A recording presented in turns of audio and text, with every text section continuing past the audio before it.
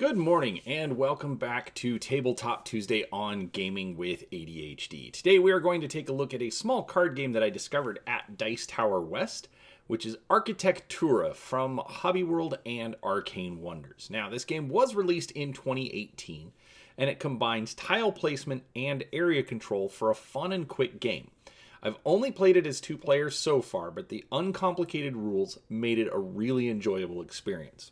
Now, before we get started, do make sure that you're subscribed to the channel. I cover all sorts of topics related to tabletop gaming, from miniatures, card games, board games, and pretty much anything in between. And I would love for you to come along and see what I have to share. So, real quick, let's get in and let's talk about the rules so you understand why I enjoyed this game. So, I'm going to move the box out of the way, but we'll bring that back here in a little bit. All right, so to start off with, you're going to take these cards. Now, these cards aren't, for use by the players, but basically what you're going to do is lay them out in front of you to create a set of columns. And because of my famously limited recording area, I'm just going to put out 4 of them. There are 8 total, and I'll explain why they're important here in a minute. Now, each player starts in the basic game, starts with this deck of 12 different cards.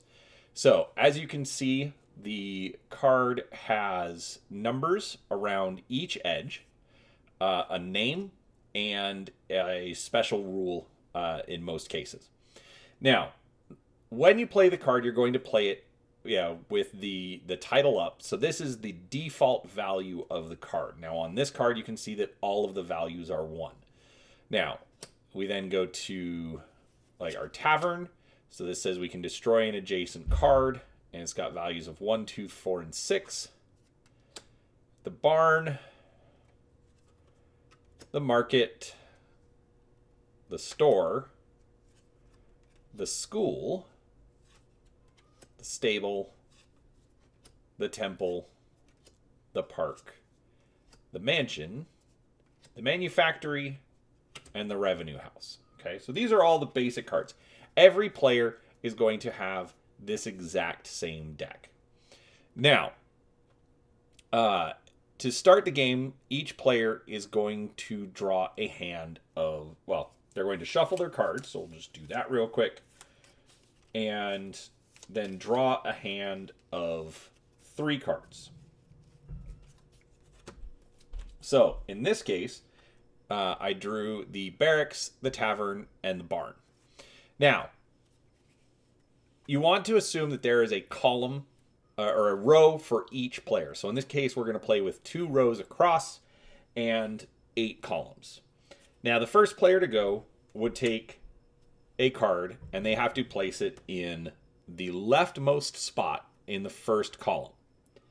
After that, additional players can play either to the right of a card that's already been played or the first spot in a new column.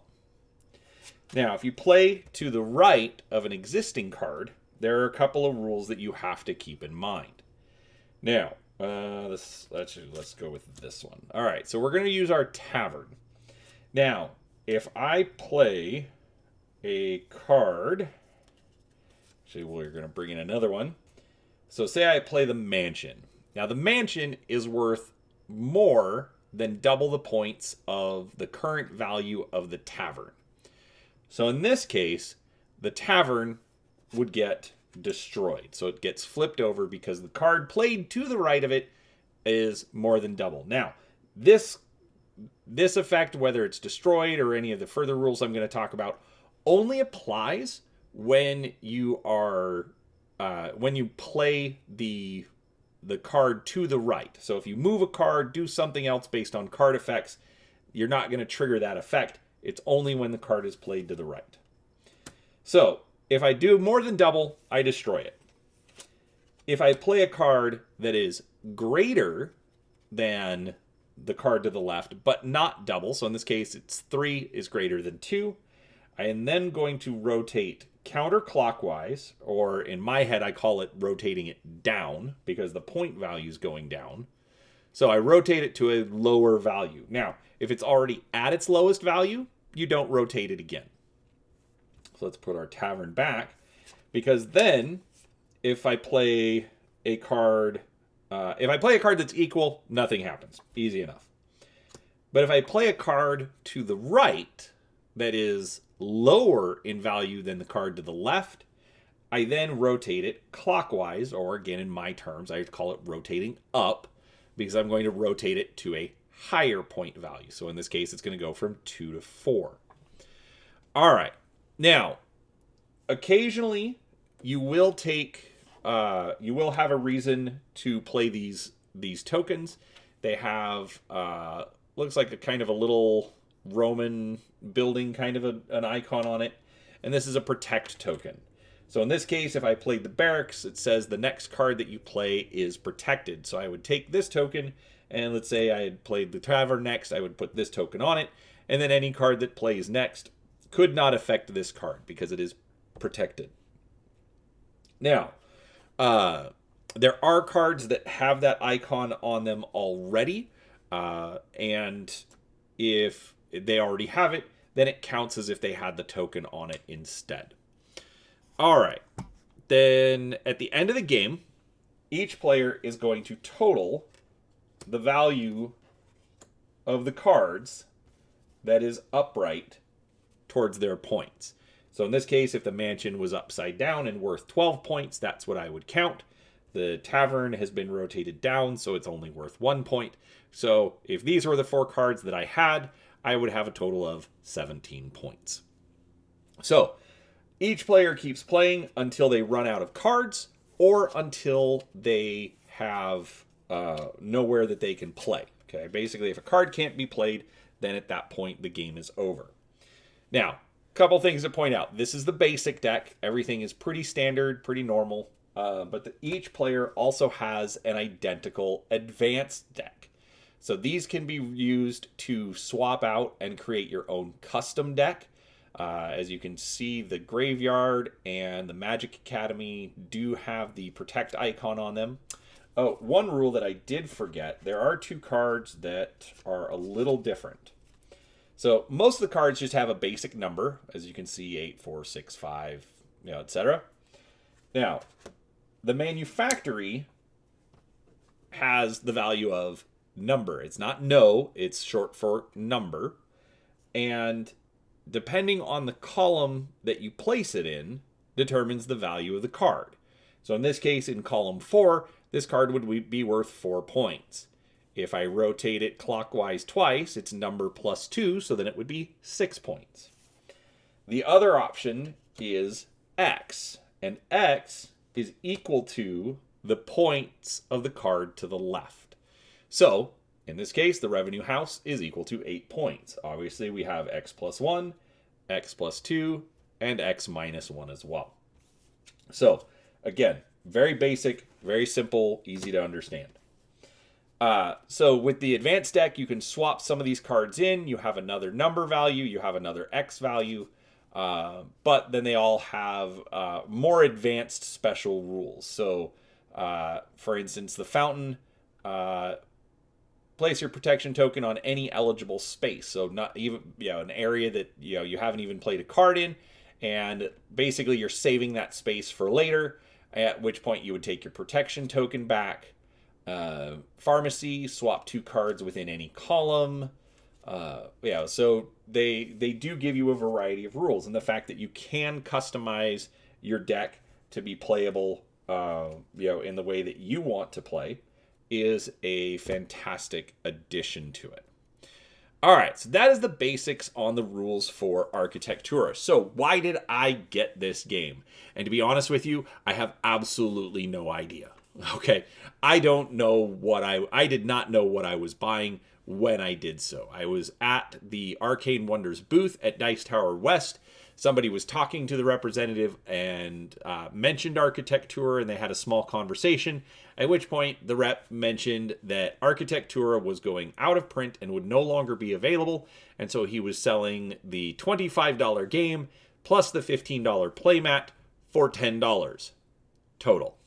I didn't even think about it. I gave him my $10, shut up, take my money, and I literally had no idea what I was getting. I didn't know the rules. That nobody had explained it to me. I had no idea what I was getting into. But at that price, I wasn't even thinking about it. I was willing to give it a try, and to be honest with you, I'm absolutely glad that I did. So some things that I like about this game. So first off is the print quality. Okay, the art is very clear. It's very crisp. It's got a linen finish on it. From the sides, you can tell it's a black core card. So it is very stiff and durable. I don't have sleeves. I'm pretty lazy about sleeving card or games anyways. So, this game looks like it's designed to hold up very well. I also have the playmat, so in most cases, I don't think it's going to be an issue as far as that's concerned. Another thing I like is that everybody comes with the exact same deck. You're not drawing from a combined deck. You're not going at luck based on which cards you may even have access to. Everybody has access to the same cards. Yes, there's the customization, but even then, I'm customizing with the exact same cards that you can customize your deck with. Everybody has the exact same number. They are color-coded blue, red, green, and yellow. So, you're not even having to fight over which cards to customize your deck with. Everybody can customize with the exact same cards. In addition, this game plays very quick. It makes a great starter game for the night, just something to get the brain juices flowing. Or if you just want to sit in front of the TV and watch a show with your significant other, it's something very simple, very easy to play and have some fun with. Now, neutral. What am I not so excited about? To be honest with you, the art. The art is very good. Do not get me wrong. I am not complaining about the quality of the art. The artist did a fantastic job. But the thing is, it's generic. There's nothing that stands out as unique or eye-catching, outside of like the floating islands that they kind of have in the background. There's nothing really that is eye-catching or that pulls you in to pull you into this world. As you can see on the box, the game does kind of imply a fantasy world. We have what I'm assuming is an elf. We have a wizard. We have the floating islands. So theoretically, it's this magical world. But outside of again, like the floating island, things like that, there's not even anything in the gameplay that pulls us into that world. So it doesn't. The art doesn't capitalize on the theme that they're going for. So that is a little frustrating, but I also don't want to put that in the dislike category. It's neutral. I'm glad they went with good art, but I wish they would have either used it a little bit more, put in, maybe some extra Easter eggs, so just little details in the background that we may not have noticed. Maybe I haven't looked at the cards close enough, but it's just what I've got after 4 plays of the game. So, a couple of things that I do dislike. Number one is the small play count. It does support up to 4 players because of the size of my family and how many people we usually have over. I do wish it could go to 5 or 6 players, but I also haven't played it above 2 players yet. So I'm not sure how that would affect the game. It's just one of those things where it does kind of frustrate me when I get a game and I'm going to have to exclude people just from the basic group, not from like in a big extended group, but just the basic group of people that we have over. So it can be a little frustrating on that end. The other thing that I had trouble with was the rotation mechanic. Now that is probably 100% a me problem because it's very simple. It makes sense, but I kept forgetting, what did I do in each particular situation. I even had to review the rules on this video just to make sure that I was getting it right for all of you. It's not hard to look up. It's a very basic mechanic for the game. There's a couple of pages in the rulebook, which the rulebook isn't even very large. Most of it is explanations of the cards, but it's still a couple of pages of these are the different rotation situations that you use. So I get that. It's just a frustration on my part that it didn't gel as nicely as I would have liked to. So I am putting it in the dislike category because it frustrated me, but I also don't have a problem with the mechanic. I think it's a good mechanic. It made sense. I like the fact, actually, this is one like that I forgot to put down in my notes. I like the fact that the game, pushes you to play those high value cards early. Because of the fact that if you can get a 10 or even an 8-point card out very early, it makes it easier for the cards that you're playing to the right to then force that one to go up in points. So it makes you want to get the high point cards out earlier than later.